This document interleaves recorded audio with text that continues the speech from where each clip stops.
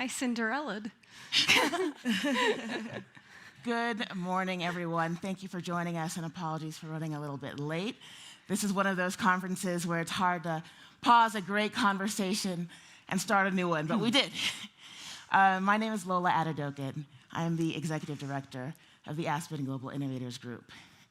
I'm also the co-chair of the Aspen Forum on Women and Girls. A few months ago, I was really thinking about what a meaningful conversation could be that's intersectional here at a health conference. And I thought, we're in the throes of an incredibly scary climate crisis. At the same time, we're in the throes of ignoring the power of women and girls, not just as those who are most affected by the crisis, but as leaders in solutioning around the crisis, both globally and domestic. So I thought, why not bring that conversation here?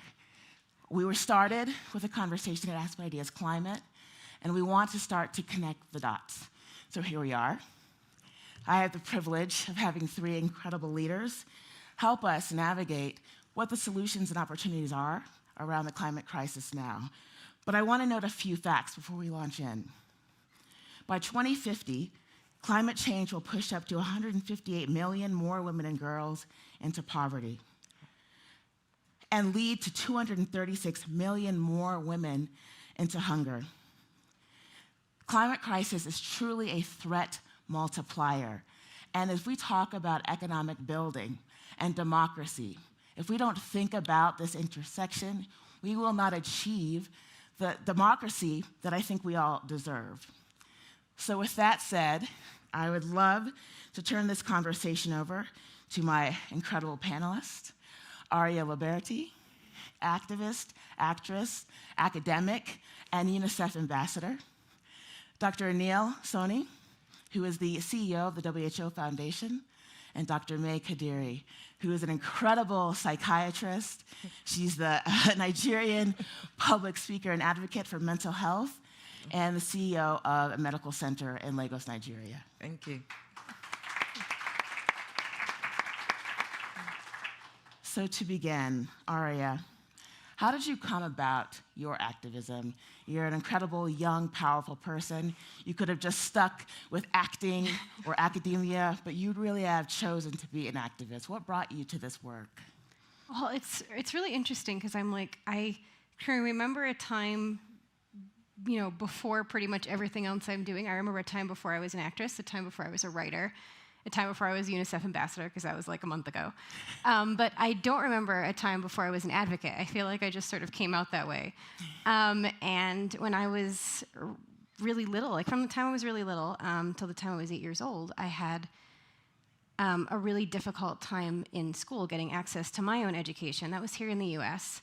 And I come from a really working class family that we don't really have a lot of resources, but my parents did everything they could to advocate for me and make sure I had the resources that I needed to get my education, whether that meant, fighting for me because I was an IEP student. I have low vision. It's an invisible disability, so it's really hard for people to understand that someone with a visual disability sometimes it's not profound, but it doesn't mean it doesn't come with needs. Mm-hmm. And, whether it was something like that or whether it was literally teaching me at home because I was prevented from learning in school and sometimes abused. So, I realized that a lot of young people didn't have parents like that. And in the US, we have, the lower middle class or the working class median is really different than it is, say, in the developing world, where those resources would be life-changing. So I really wanted to be a voice for other young people who may not have had access to those things. Even though they may seem like really simple, they can make a world of difference. So from the time I was 4 years old, I was speaking out in my local government, trying to make sure that our schools were a safe place for all types of young people, but especially girls who are really vulnerable, like myself, and especially for kids who have any realm of disability, anything on that spectrum. So I wanted to make sure That work took me all the way through high school, and in high school I got to speak at the UN. My education was always super important to me. I was a triple major in college. I went on to be a Fulbright scholar, got a master's degree in ancient history, and when I was in the first few weeks of my PhD, that's when I got randomly cast to be the lead of a film. So I had no intention of being an actor. I thought maybe I'd run for office. But it's really incredible because being an actor, it wasn't something I ever would have pursued, and it is something I really love, and now that is my job, my career. But it gives me this voice to really reach young people in a way I never had. And I'm really grateful for that because I think that is the most powerful tool to solve the climate crisis. And for me, my journey started with education, but I realized that there are so many young girls and so many women who are profoundly affected by this crisis who don't have the resources to really fight back or even have a voice. And I want to make sure that my advocacy is not just rooted in girls need to go to school, that it addresses the real grounded issue of, one of the things that pretty much more than anything else can affect why they don't. So thank you. I'm really grateful to be here. And you bring up education very intentionally, and I wanted to actually sort of tag that to Dr. Anil to talk a little bit about sort of the connection actually between the climate crisis and women and girls' education and the possibility that they have to thrive. I mean, you really generously outlined sort of the impacts of the climate crisis on women and girls a few evenings ago for a small group, but I would love you to share sort of what the effects are and also what the WHO Foundation is trying to do to sort of connect those dots. Yeah, sure. Good morning, everyone. Let me also correct, I'm not a doctor, so if you need the medical doctor, go to Dr. May if you need a PhD. I'm sure there's others in the audience. So first, let's take a couple of seconds and talk about how, Lola, as you said, the climate crisis is a threat multiplier. We're not starting on level playing ground. We already live in a world in which 70% of the poor are women, so there's already substantial gender inequity. And climate makes all of that worse.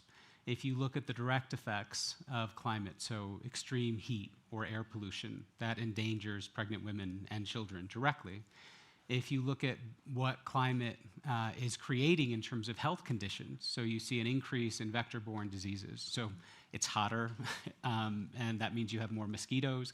Mosquitoes carry disease, so whether it's dengue, whether it's malaria, whether it's Zika, that again is going to endanger women and girls, including pregnant women. There's also cholera, because whether you have too much water or too little water, in both cases you're seeing an increase in waterborne disease. And then when you think about the add-on effects, and this is where education becomes so relevant, when you have food insecurity, women are typically the ones who eat least and eat last. In countries like India, where women make up the majority of farmers, when the land is failing you, that means it's failing women in their economic empowerment. So all the way through, we talked the other night about how there's this siloing of people who work in social justice. I work in education, I work in health, I work in climate, I work in migration, I work in conflict. All of these are connected. And particularly for women, when all of these conditions are taking place, and for women who are mothers, it is pulling them out of the workforce, it is pulling them out of educational environments. And so this is exacerbating an existing inequity. And so that's where I think we all have to be very aware that no matter what issue you care about, no matter what you're passionate about, it's connected. And that can be true of solutions too. So you asked what the WHO Foundation is doing. Well, first I should give credit to where it's due. The woman who leads climate and health at the World Health Organization is Maria Neira. And there's so many women leading the fight against climate change, and particularly at the intersection of health. But what the World Health Organization is trying to do is say, just as climate exacerbates existing injustice, there can be shared solutions. And that's particularly true of health. So when you think about climate mitigation, clean cook stoves is a wonderful technology. It actually reduces carbon emission, and it's better in terms of the health of the women who are typically using the clean cook stoves.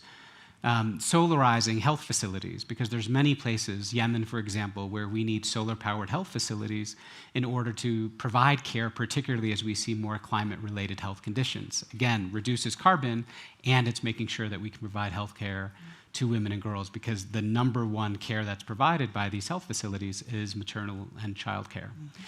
So I can give you more examples, but the real goal of what we're trying to do with the World Health Organization is, one, make sure the problem is clear to the world, that we're challenging everyone to do more, but secondly, acknowledge and put forward solutions that are shared solutions that help women and girls, but also help climate mitigation and adaptation.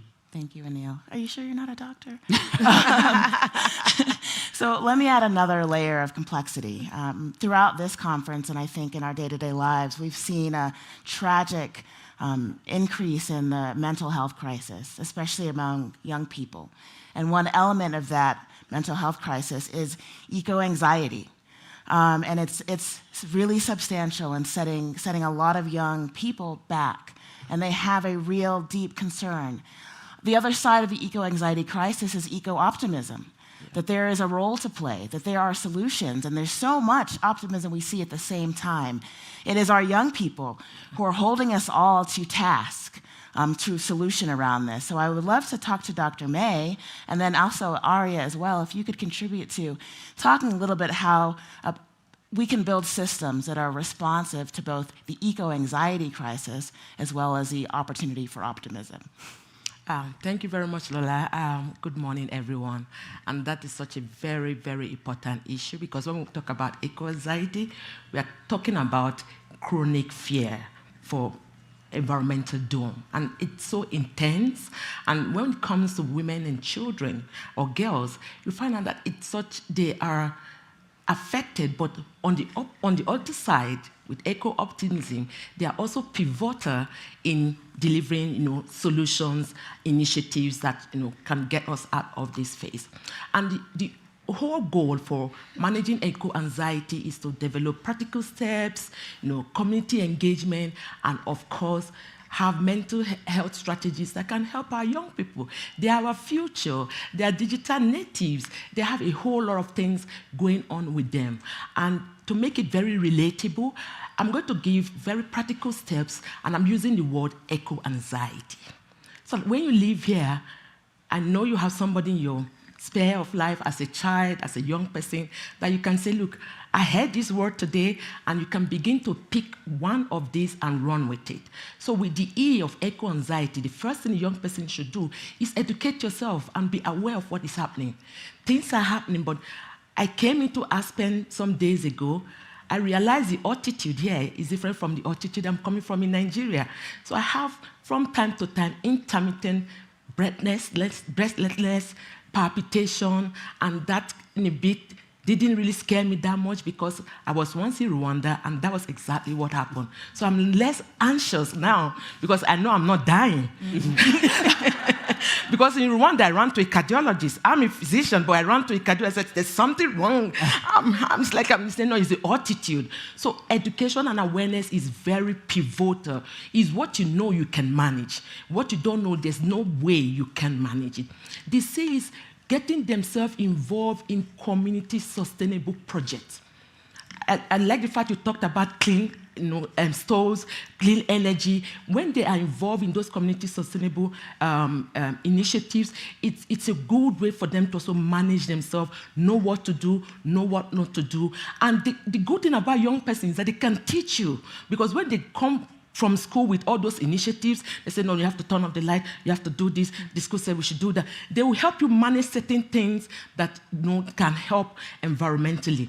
The O is for them to opt for personal actions. What are they doing in their own personal space? Talk about the stories. Share, write to policymakers.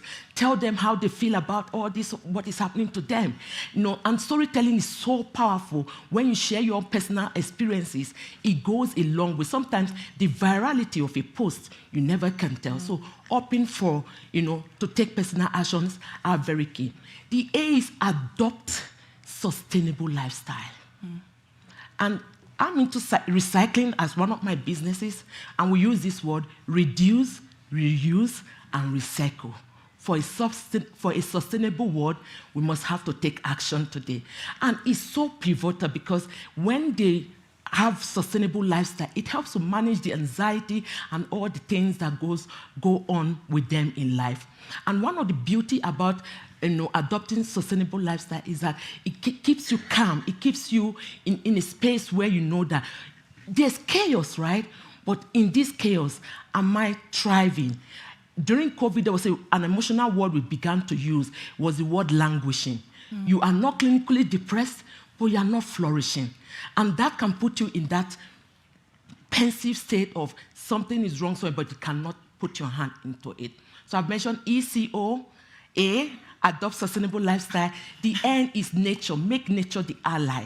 So our kids need to be able to play in green spaces, and the young persons need to be able to do gardening, hiking, things that, they're natural. They're activities that are nature-oriented. That is very, very important. X, it was a bit difficult for me to find, but it was very easy at the end of the day. They must X-ray what they consume. They must X-ray. A lot of information you consume is not only what you eat that messes up your mental health. What you hear, what you see, what you feel. So they must X-ray what they consume. So they must, as much as possible, reduce the FOMO syndrome, the fear of missing out, and embrace the JOMO syndrome, the joy of missing out. Because at the end of the day, that fear of missing out is going to make you more anxious. So extrain what they consume is very important. The I is incorporate innovative approaches that are technologically and ecologically driven. Solutions are there. And like we all know, they are digital natives. So it's important for us, for them to be able to have those innovative approaches that can help them manage their anxiety. E is ecotherapy.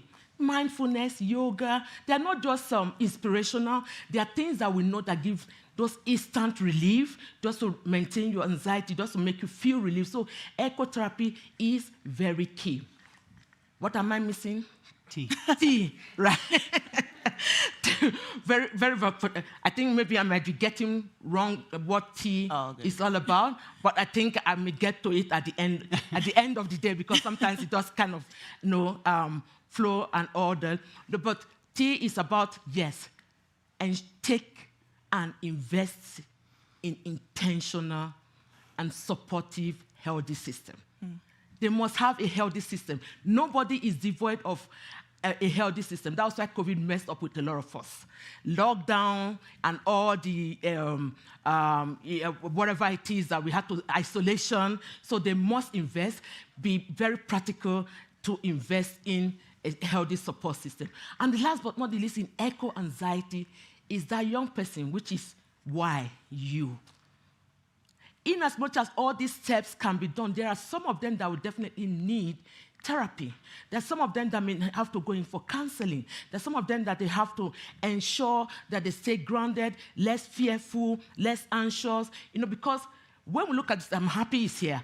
WHO has told us that half of all mental illnesses start before the age of 14, and 2/3 before the age of 21. So in as much as they have to develop those practical steps, it's paramount that they have to ensure that they come not first, but make themselves important that me too, I matter. It's a me too movement. Because if you say me first, it may sound selfish to somebody, but putting yourself, and ensuring that you are able to take care of yourself, because what you don't have, you can't give. And you can never operate from a place of, deficit. So those are some of the things that are very important. And during COVID, this book of mine helped a lot of kids. It's deep expression because our emotions are deep, but we want to find ways to bring them out.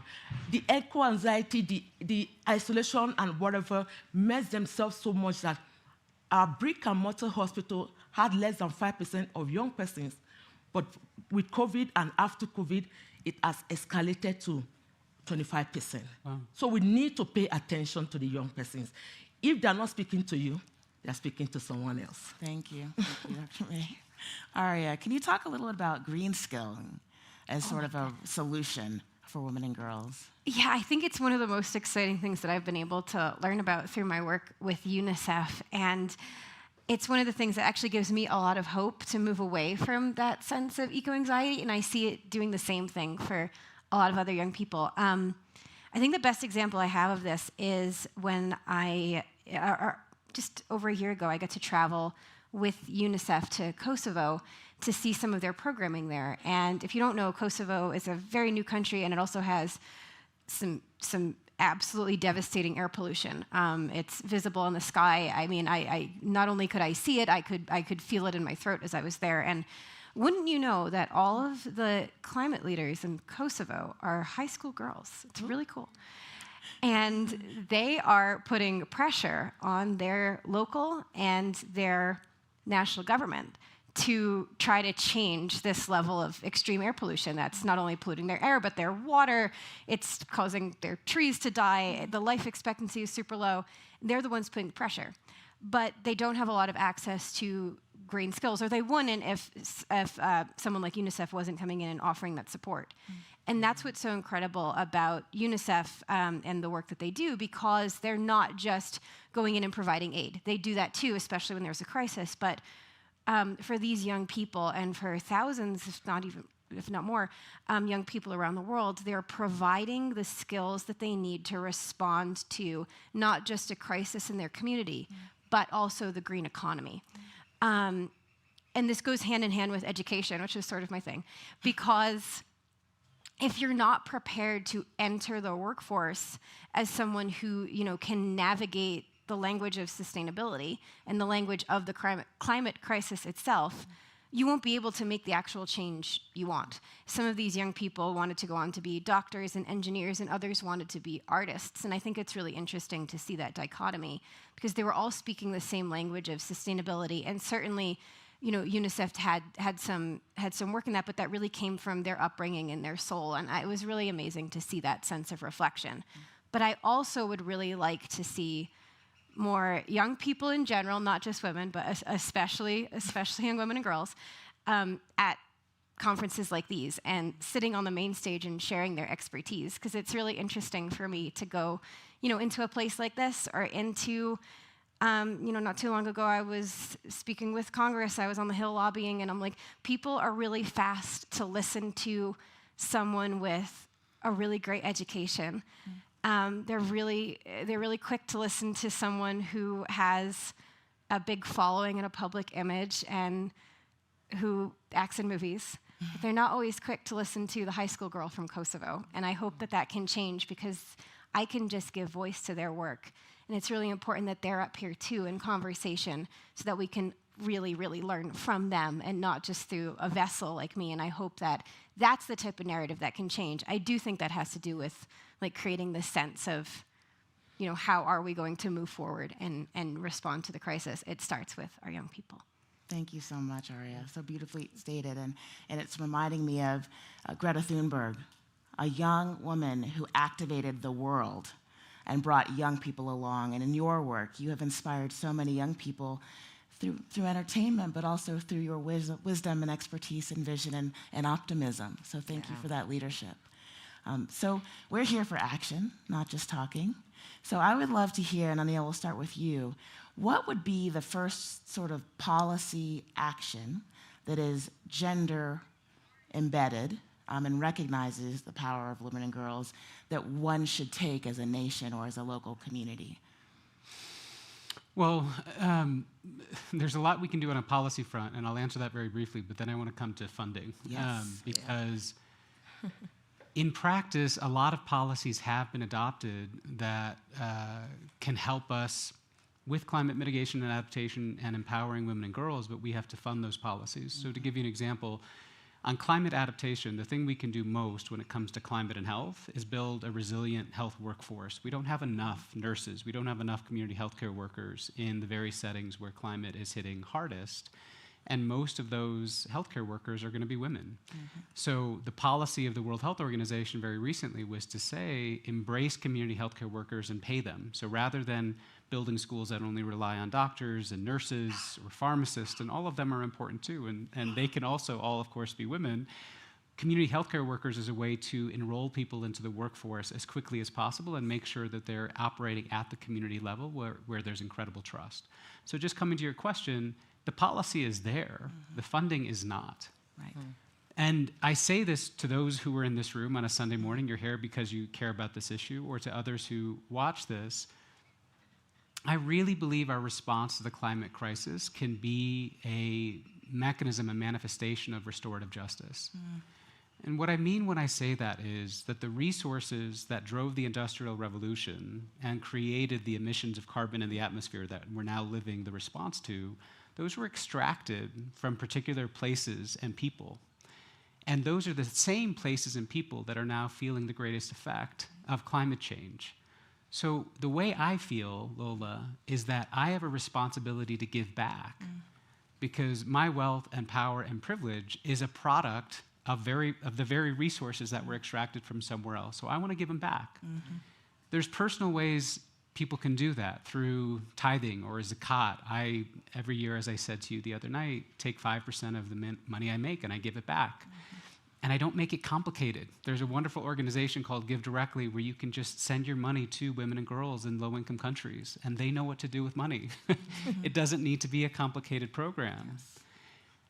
Too often I meet female activists who are incredible, but who a year later when I see them again say, but I don't have the resources. Right. In Davos this year, right, we convene in these beautiful places. And so in Davos at the World Economic Forum, there was a wonderful woman from Chad named Hindu Ibrahim. She's from a pastoralist community. She's a climate activist, and what she says is we need to enroll indigenous people in the response. They can actually help us understand what's happening to the climate first, and they can also be first responders to how the climate is changing their land. She doesn't have resources. Yeah. Last year, we featured at Davos an incredible woman named Emmy, who's a poet, a spoken word poet, and she brought everyone into the room to tears, because she was talking about what's happening in her homeland of Sudan. And there's some debate about whether the conflict is driven by the climate crisis, but certainly it's exacerbated by it. I saw Emmy this year, and she's desperate for resources. So she has lots of likes. She gets lots of applause when she sits up on a stage like this. That's great. That's important.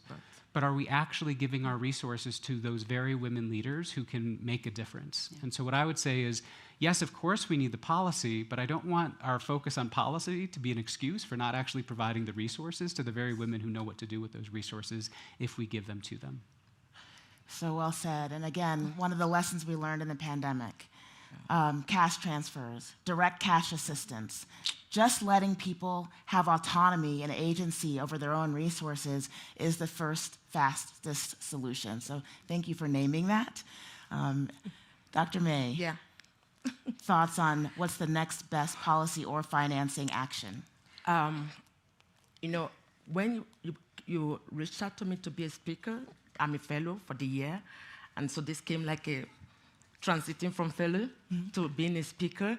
But somehow, in my luggage, I always pack some things that I know I get to use. So if I open this, I'm sure you like this. Yeah, this is made by a woman. This is made by me. And how did I get into doing this? It started with a young girl who, for some reasons, they became homeless. She was raped, got to the police, and they needed me to come do some assessment to make sure, because she started acting out.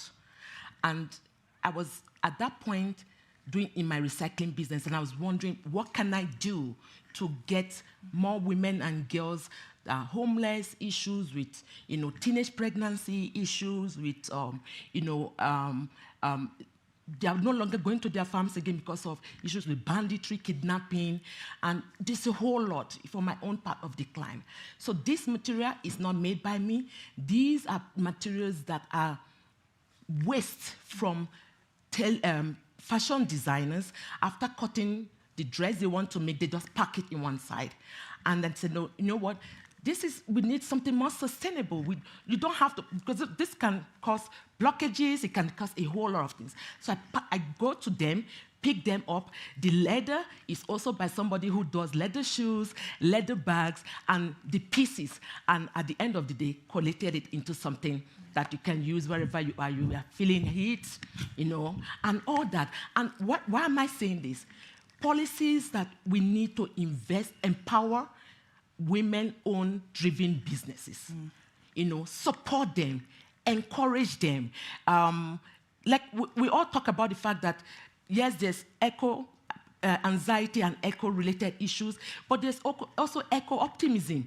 And women and girls are very pivotal in these solutions and initiatives that we want to do. So, and I like the fact you talked about funding. They need funding, they need support. Because when you invest in women and promote that, women in leadership and buy into their businesses, at the end of the day, what do we want to achieve? Effective, inclusive, and of course, effective, inclusive, and that's the word I'm looking for now. Effective, inclusive, and equitable. Yes. Solutions, because no one should be left behind. And women and girls are in the front. There's the lot that they're already going through in Nigeria. Maternal and infant morbidity and mortality is still among the highest in the world. And these are the things they face. So the policy I'm driving home here is that let's invest in women by promoting their business-led initiatives. Let's encourage them. Women can do much more. Women have the zeal, the power. They are the center. And when you encourage them in delivering that, you will definitely see the world not only in a survival mode, but thriving and flourishing. Mm-hmm. Thank you. And you started with this word empower, which personally I try not to use because it sounds so soft, because we are powered. But what you have done in your example is powered a woman who was powerless with this opportunity to be part of an economy, to be engaged, to be seen as human, and now as part of the economic system. And that's one woman. There are so many more examples, I'm sure of that. Yeah. So to you, Aria, you continue to remind us of the opportunity and power of young girls and the different platforms that we can utilize to ensure that that optimism and hope remains. Can you give us some examples of platforms or possibilities that we can sort of connect young women and girls to sort of begin to continue to maintain the momentum of movement led by women and girls? Gosh, yeah, I think what's really important is not necessarily, telling a young girl or a young woman where to go that gives them power, but it almost perfectly ties into what you were saying, which is so good, thank you. But ensuring that we recognize that we, all of us, not just young women and girls, but all of us, we're born empowered. It's society, it's infrastructure, it's the way our world works, and it's like we were talking about green economies, it's capitalism that strips our power away. And in order to exist in the world, we need to have these certain, access to certain resources. We need to have people's ear. We need to be able to, have the freedom to express ourselves. And that's unfortunately just not the case for everyone. And I think it's really difficult, for me to, especially as UNICEF ambassador, I'd love to just point you in the direction of UNICEF and be like, okay, that's going to solve all the world's problems. Just, go, tell every young girl to go, in high school or college, join a UNICEF club, or in their home country, if they're not here in the US, to be involved with UNICEF programming. It will not solve the problem. And I say that with full love for every organization, like UNICEF, for every nonprofit that's out there. In order for this to really work, this needs to be full-on societal change, not just change from organizations and NGOs that already know the value of it and know how it works, because we need to change the way our whole society thinks about inclusion and access and who holds power. I come from an ancient history background. The primary thing that I studied was ancient rhetoric. And I would look at tablets from Greece and Egypt, a little bit of Rome too. It's not relevant. Where and a lot of them would go untranslated when they were written by women, or they had to do with the supernatural. Most things about the supernatural were written by women. And if we had access to those texts written by women, can you think of how different our global infrastructure would be, how different the US government might be if we weren't just privileging the works of, say, Plato and Aristotle, who, albeit they're fab, but they have issues. Google it if you don't know. There's so many problems. But I'm like, can you just imagine that? If those were privileged in the same way, our world would be so different. And it's never too late to start doing that. And that's what I think we need to really do to capitalize on the strength of young women and girls. And for me and for what I try to do, it's through, making films that I think really send a message. I'm really picky about what I do. And I've only been in that industry for 2 years. And I'm a writer, and I'm really selective about the words that I choose in my writing, because I want each story I tell to be able to empower someone whose story isn't told. But we can do that in any industry, and I think it's up to all of us, like everyone has said before me, to not just leave here with like, okay, we know what we're doing. We've got this. It's so cool. We've made the change within ourselves and within, the bubble that is Aspen Ideas, but to go send that out into the world and try to change the societal structure we live in. That's so hard. And I don't think any of us will sadly see it in our lifetimes. But to quote Hamilton, what is legacy? It's planting seeds in a garden you never get to see. Oh, beautiful last word. Thank you, Aria. The hope is there. I'm following you. You just tell me what your next piece is so I can watch it, get inspired, and have my little nieces and nephews also engage in that. Thank you. So we have a few minutes left. I wanted to give Dr. May and Anil a moment for a last word, and would love to turn to questions from the audience. Oh, ladies first? As it should be. Yeah. So it's very important that we give our women and girls voice. A voice that will not only just be silenced, voice that they can share their concerns in safe spaces within the communities. Because you have to meet them at their place of need. It's very pivotal. If we are to close the gap, climate gap for women, girls and women, leading with that voice, leading with empathy, giving them that safe space for them to express themselves. And of course, most importantly, incorporating gender perspective climate policies. Because without them, there are things that are unique to girls and women. They are unique, and women, consideration will be entertained. If you do not look into that, there is no way we can close this gap.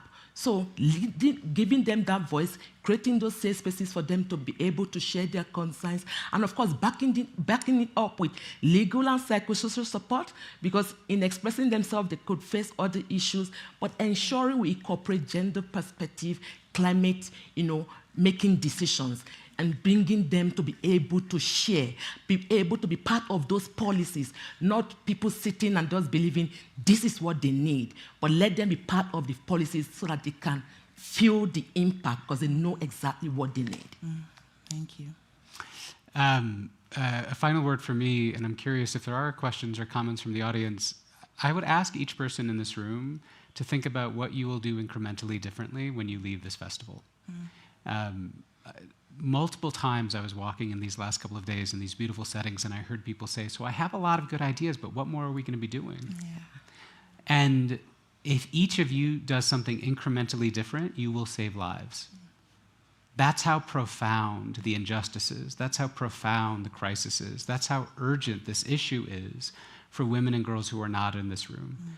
And whatever that means, I would encourage you to take out your phone and give yourself a DM, text yourself, and say, here's something I want to do differently. I want to give 6% this year rather than 5%. I want to ask my team at my foundation to identify some women-led NGOs in East Africa, and I want to give them some resources. Make a commitment to yourself, and then make the work following through on that commitment. That's what I would ask each person to do, because if people who are in rooms like these do just a little bit more, you will make a profound difference on the world. Yeah. Thank you.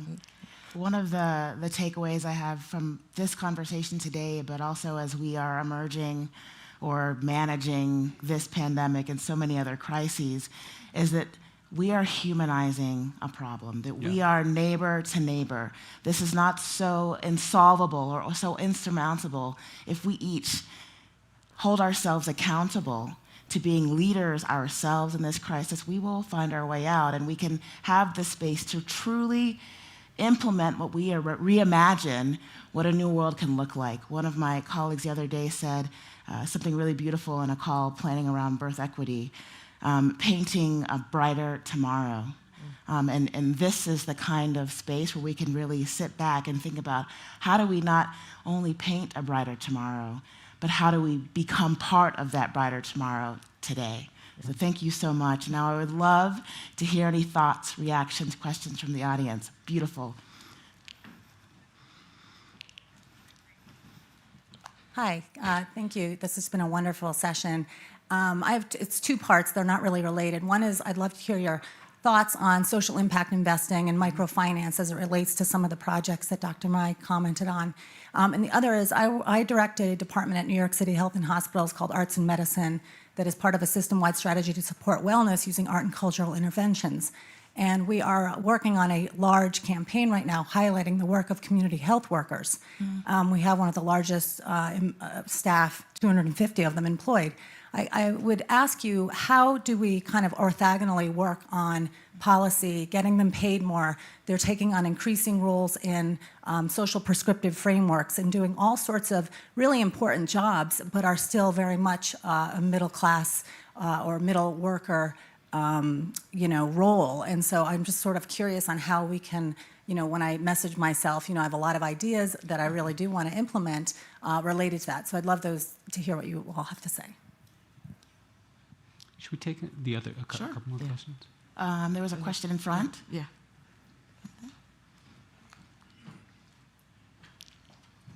It's actually a somewhat related question, but I'm from the University of Miami. I run the Global Institute there, which primarily focuses on disaster response and in Latin America and the Caribbean.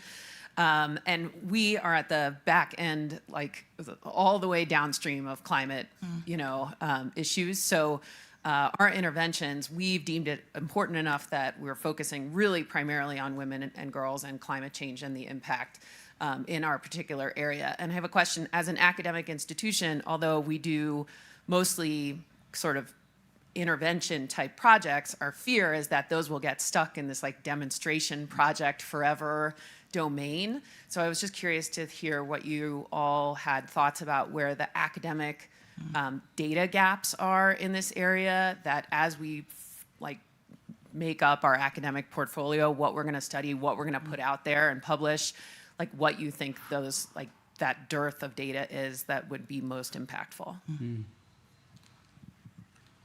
One more question and then we'll get reactions from our panel.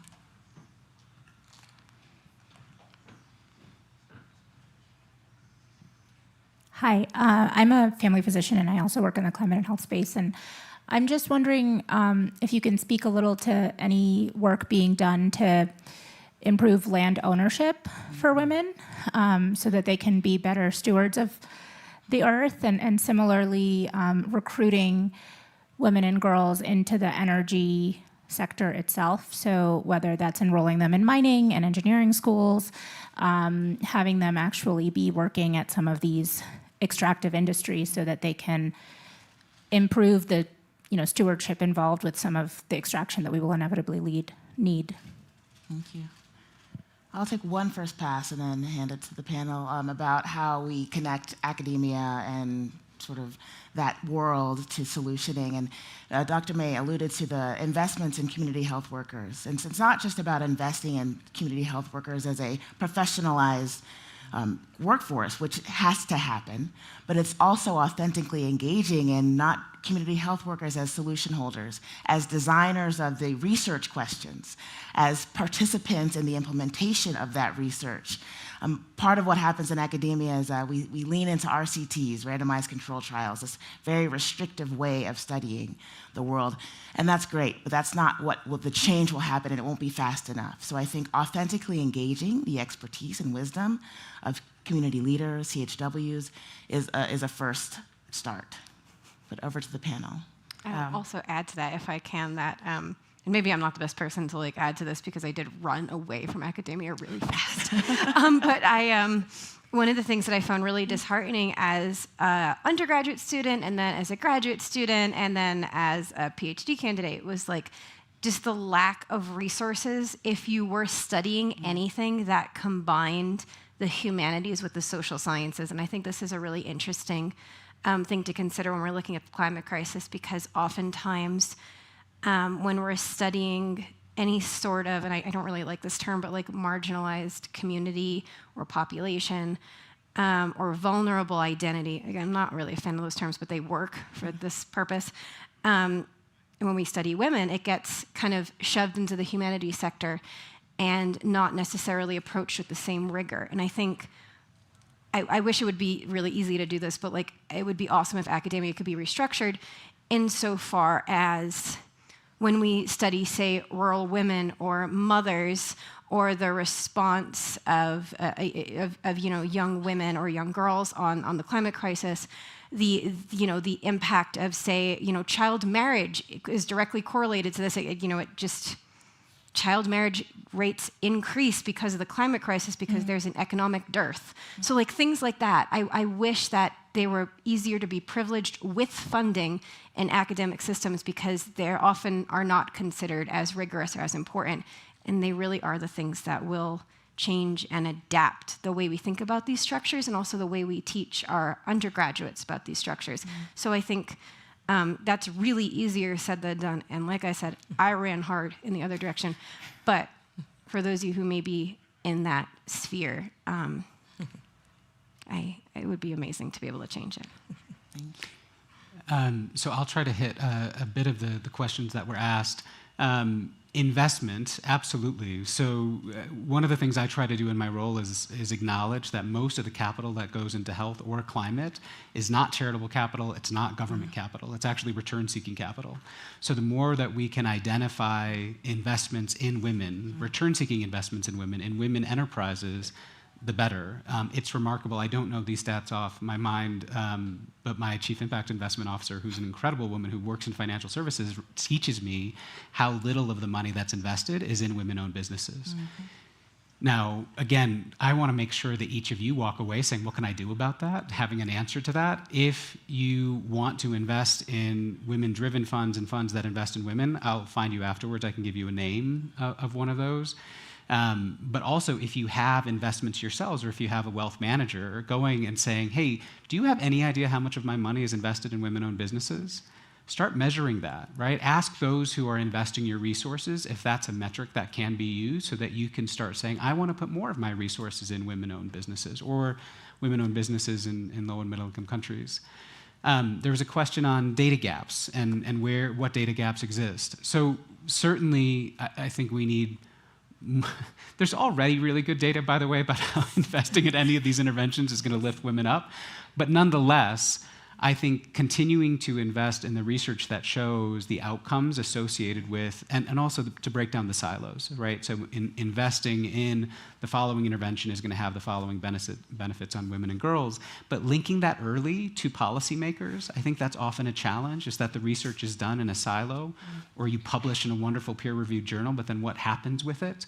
Part of what we want to do with the World Health Organization is make sure that you have, at that level, a connection to the researchers so that when the data is produced, we can actually scale that evidence and make sure that it's applied broadly.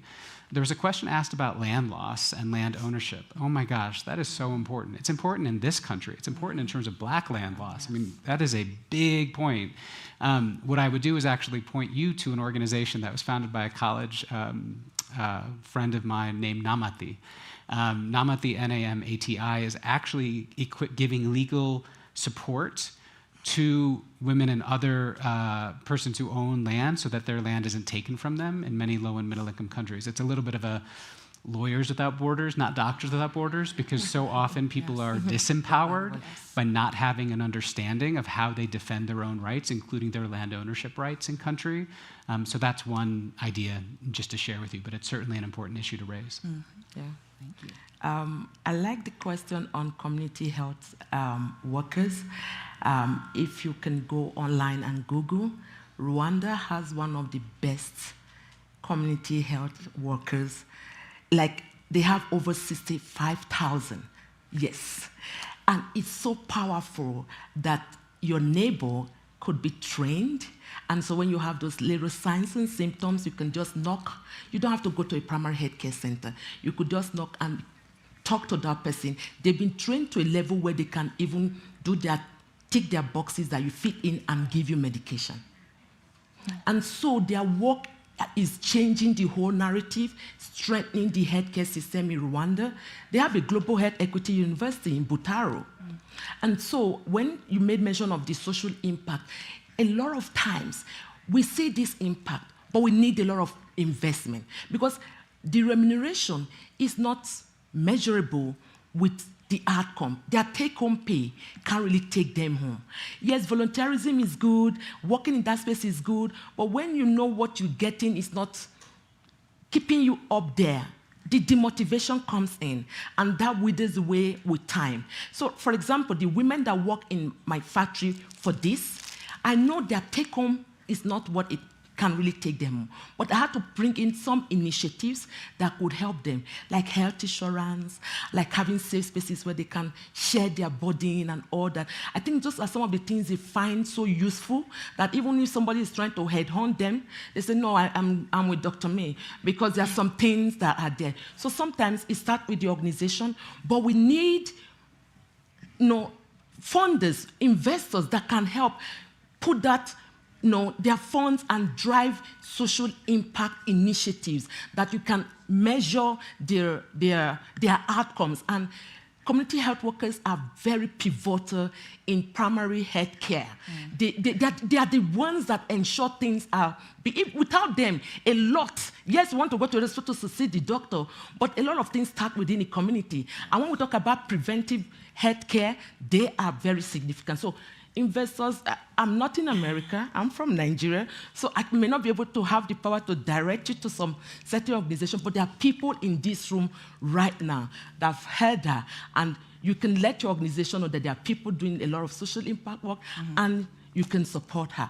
For the land thing, trust me, in my climb, women own land and don't own land. I don't know what you want to do with that information. Like, literally, they own land, but they don't really own land, right? And we know that when a woman own land, they're able to do sustainable initiatives because they know the impact, the issue with regards to agriculture, right, farming. They're the ones that are there. So, yes, in America, I don't know what it is, but back home, where I'm from, if you have to own land, yes, you must legally back it up and do something about that land because it can easily be grabbed everything. You're a woman, move. And so, yes, so land laws are very pivotal when it comes to eco-friendly, when it comes to closing the gap in climate change for women and girls. So, yes, laws are there to make sure that women own land and they own it rightfully. Right out. It's legacy building and generationally impactful. Yeah. So thank you all for the start of, I think, a beautiful conversation. I know that I am leaving here hopeful with concrete solutions, concrete ways to act as an individual and as a leader in the global landscape. Thank you so much, Aria. Thank you, Anil. Thank you, Dr. May. Thank you.